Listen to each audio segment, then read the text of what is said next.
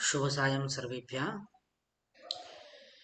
तत्पुरुष समास हमारा चल रहा है, जिसमें हमने विभक्ति तत्पुरुष समास हमने पढ़ा है। तत्पुरुष समास का दूसरा भेद है नय तत्पुरुष समास, जो कि हम आज पढ़ने वाले हैं। और तीसरा भेद भी हम आज पढ़ने वाले हैं, उपपद तत्पुरुष समास। छोटे छोटे हैं, इसके कारण हम आज ये दोनों समास जो है वो पढ़ने वाले हैं।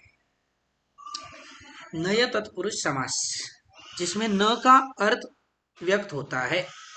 देखिए, इस समास में पूर्व पद में न लगता है। कहाँ पर? विग्रह में। यहाँ पर विग्रह में क्या लगता है? पूर्व पद में न लगता है। समस्त पद बनाते समय उत्तर पद में अगर पहला वर्ण स्वर हो तो न के स्थान पर अन, और व्यंजन हो तो न के स्थान पर अ हो जाता है। मतलब क्या है? यदि किसी स्वरादि शब्द को, स्वरादि पद में हमें नय तत्पुरुष समास करना है, तो उसमें विग्रह में तो सारे इसमें न ही आएगा। शब्द से पहले पूर्व पद में न ही पद रहेगा, लेकिन समस्त पद में यदि स्वरादि पद है, मतलब कोई पद ऐसा स्वर से शुरू होने वाला है, तो उसमें अन लगेगा। और यदि व्यंजनादि पद है, मतलब व्यंजन से शुरू होने वाला पद है, तो वहां पर क्या लगेगा? सिर्फ अ लगेगा। जैसे उदाहरण में देखिए, न उचितम। अब यहाँ पर उचितम, यह क्या है? उत्तर पद है, जो कि स्वरादि है, जिसके कारण समस्त पद में अन लगा। और अनुचितम, ऐसे समस्त पद बना है, मतलब जो उचित नहीं है, ऐसा अनुचितम। ठीक है, न उचितम, अनुचितम। उसी स्थान पर आगे का उदाहरण देखिए, न सफल। तो यहाँ पर सफल स्वरादि पद है या व्यंजनादि पद है?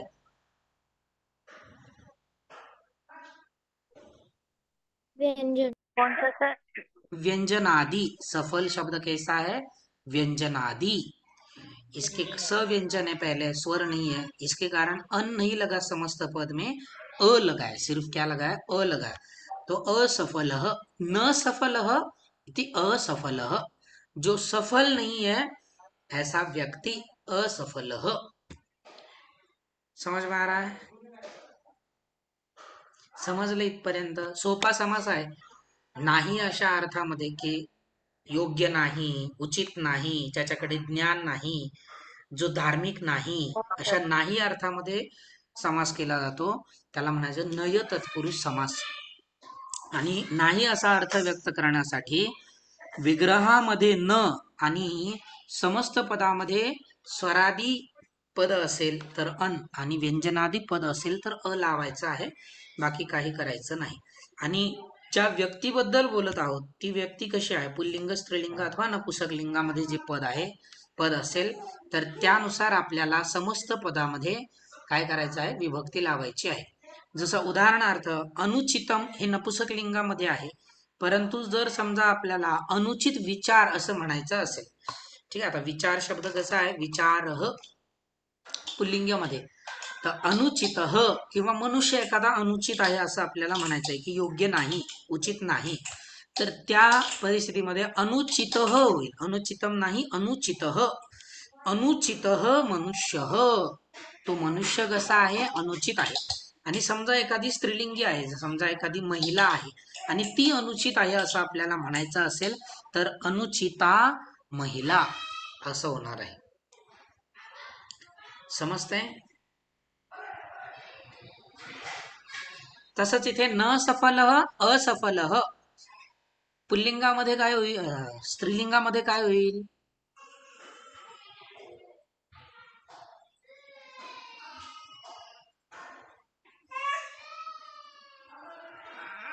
आवाज येतोय?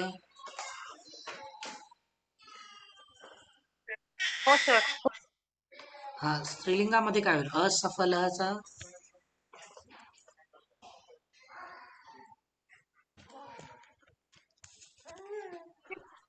मला असफला. बरोबर आहे, असफला. अच्छा. ठीक आहे, पुढे बघा. न उत्साह, अनुत्साह. न इच्छा, अनिच्छा. आता इथे बघा न इच्छा, इथे काय झालेलं आहे, समास व्हायला पाहिजे, सॉरी संधी व्हायला पाहिजे, पण संधी का नाही, कारण विग्रह आहे. विग्रहामध्ये संधी करणे अनिवार्य नाही, परंतु समासामध्ये मात्र संधी करणे अनिवार्य आहे. ठीक आहे. आणि अनिच्छा हा समास आहे, न इच्छा हा विग्रह आहे. न विवेक अविवेक, त्याच्याकडे विवेक नाही, ठीक आहे, असा अविवेक. न सफल असफल, न ज्ञानम अज्ञानम, जिथे ज्ञान नाही किंवा ज्याच्याकडे ज्ञान नाही, अज्ञानम. न धार्मिक अधार्मिक, जो धार्मिक नाही असा अधार्मिक. स्त्रीलिंगामध्ये इथे मात्र धार्मिकी होता. कोणता प्रत्यय लागतो धार्मिकी होण्यासाठी, कोण सांगताय?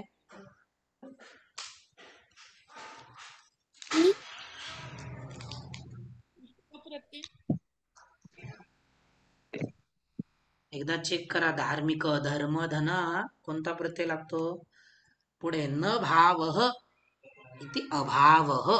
ठक हा, ठक प्रत्यय लागतो, इक. ठक म्हणजे इक, बरोबर आहे, छान. धर्मधन ठक म्हणजे धर्मधन इक, त्यामुळे धार्मिक आणि धार्मिकी असं रूप तयार होतं. पुढे न भाव इति अभाव. अभाव, ज्याच्या ठिकाणी भाव नाही किंवा भाव नाही असं. समजलंय? नय तत्पुरुष समास. असत्यम, विग्रह सांगा.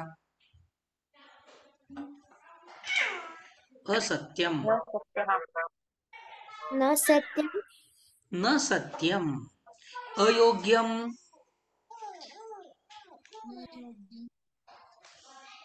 अयोग्यम, न योग्य न योग्यम, बरोबर, अयोग्यम न योग्यम. काही शंका आहे?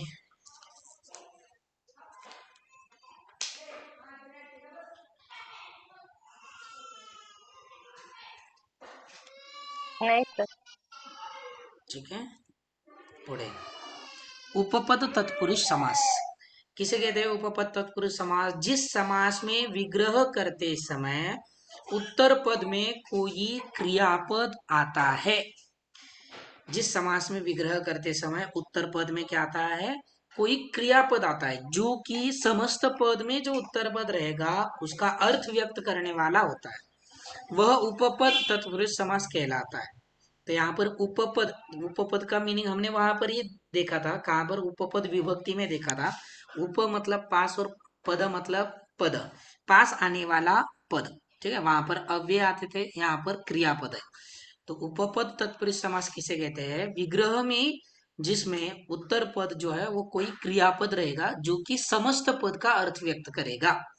समस्त पद समास में क्रियापद पूरा नहीं रहेगा, जैसे जलम ददाति इति जलदह, और समस्त पद में क्रियापद का अर्थ व्यक्त करने वाला उसी क्रियापद से बना हुआ कोई शब्द रहेगा.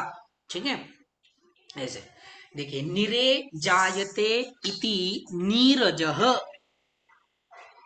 अर्थ कौन बताएगा? निरे जायते इति, जायते का अर्थ क्या है? विजय होणे. जायते, जायते, जयते नाही, जयते एक वेगळं क्रियापद आहे, जायते आहे, जायते.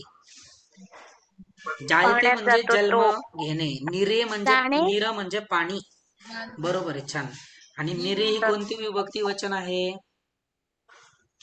सप्तमी एकवचन. सप्तमी एकवचन, त्याच्यामुळे त्याचा अर्थ काय होणार? निरे म्हणजे पाण्यामध्ये जन्मलेलं, नीरजम.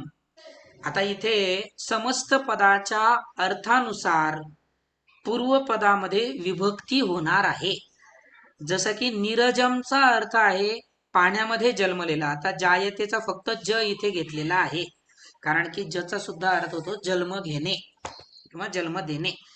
तर पाण्यामध्ये जन्मलेला असा अर्थ आहे, आणि मध्ये अर्थ व्यक्त करण्यासाठी सप्तमी विभक्ती अधिकरण कारकाचा आपण प्रयोग करतो. म्हणून इथे जे नीर पूर्वपद आहे, ज्याचा अर्थ पाणी आहे, त्या पदाची सप्तमी विभक्ती एकवचन झालेलं आहे, निरे जायते इति नीरजम. समजलंय? आता हे नीरजम नपुसकलिंगामध्ये आहे. नीरजम कमलम, पाण्यामध्ये जन्मलेलं कमल, कमळाचं फूल. कमलम कसं आहे, नपुसकलिंगी शब्द आहे.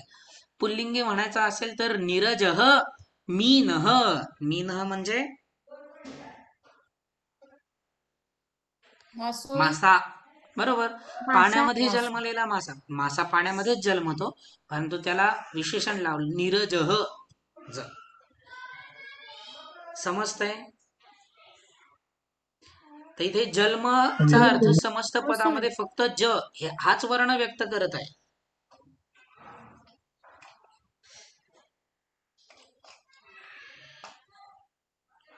समजलं इथपर्यंत? काही शंका आहे? नाही सर. पुढे नाही धनम सर, ददाती. हा स्वाती मॅम. समजत आहे म्हटलं सर. चालेल चालेल, धन्यवाद. धनम ददाती इति धनदः. अर्थ सांगा. धन देणारा. धन देणारा, धनदः, धन म्हणजे बरोबर, पैसा. धन देणारा. आणि धनम ही कोणती पैसा. विभक्ती वचन आहे, कोण सांगताय? द्वितीय एक वचन. बरोबर आहे, छान द्वितीय राव. एक वचन. द्वितीय एक वचन आहे. का बरं द्वितीय एक वचन आहे स्वाती मॅम?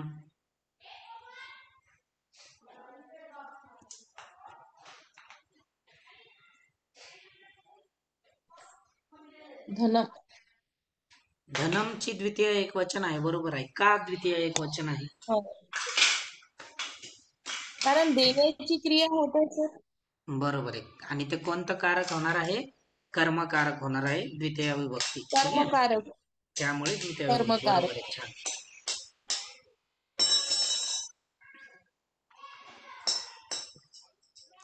पुढे दिनम करोति इति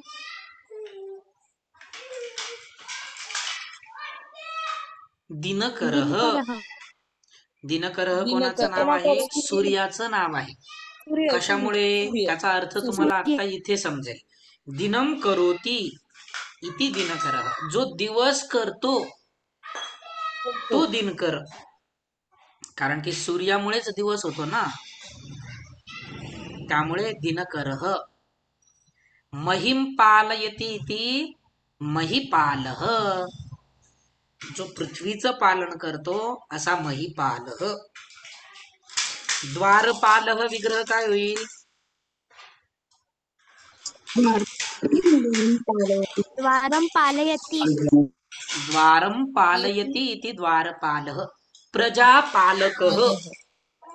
प्रजापालकः.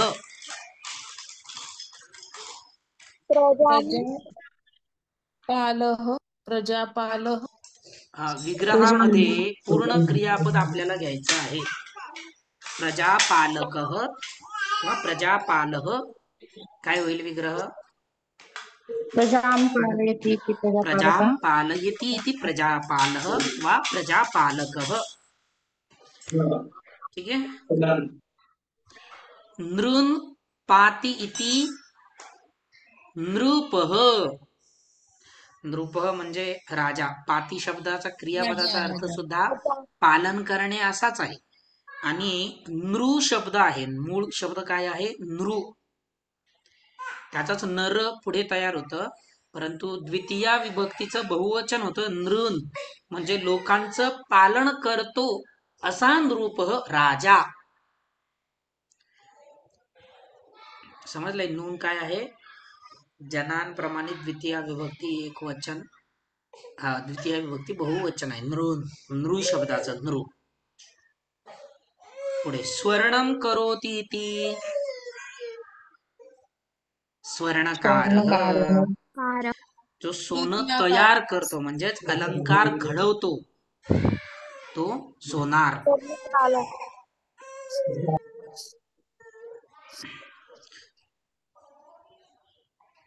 सर्व इथे एक मिनिट टायपिंग मिस्टेक झालेली आहे.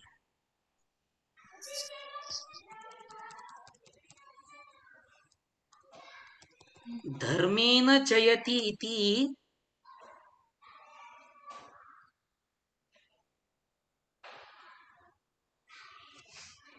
धर्मजित. धर्मजित. आता इथे जित जो आहे तो मूळ शब्द दिलेला आहे, परंतु एखादं पुल्लिंग म्हणायचं असेल तर आपल्याला धर्मजितः असं होईल. ठीक आहे.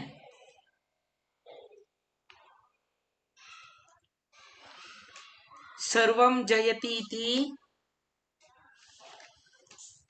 सर्व जाणणारा, सर्वज्ञ, सर्व जाणणारा. जानाती, सर्वम जानाती इति सर्वज्ञ, सर्व जाणणारा, ते बरोबर आहे. सर्वम सर्व जयती इति जाणणारा. सर्वचित, म्हणजे सर्वांना सर्व काही जिंकणारा. जिंकणारा. अर्थ काय होणार आहे? सर्व काही सर्व सगळं काही जिंकणारा. जिंकणार. बरोबर. इथे धर्मम आहे. धर्मम जयती इति धर्मचित.